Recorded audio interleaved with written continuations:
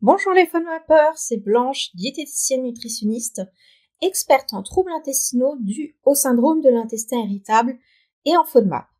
Bienvenue dans cette vidéo.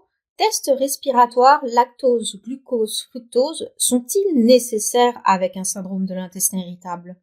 Beaucoup de personnes atteintes du syndrome de l'intestin irritable se demandent si elles doivent passer des tests respiratoires pour le lactose, le glucose ou le fructose. Et c'est une question très fréquente parce qu'on a souvent l'impression que ces tests vont enfin donner une réponse claire.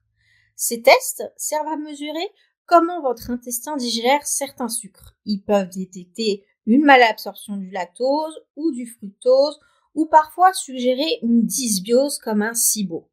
Mais il est important de comprendre une chose essentielle. Avoir un test positif ne signifie pas automatiquement que cet aliment est la cause principale de vos symptômes. Et un test négatif ne garantit pas non plus que vous le tolérez parfaitement. Avec un syndrome de l'intestin irritable, l'intestin est hypersensible. Les symptômes dépendent autant de la sensibilité intestinale que de la digestion des sucres.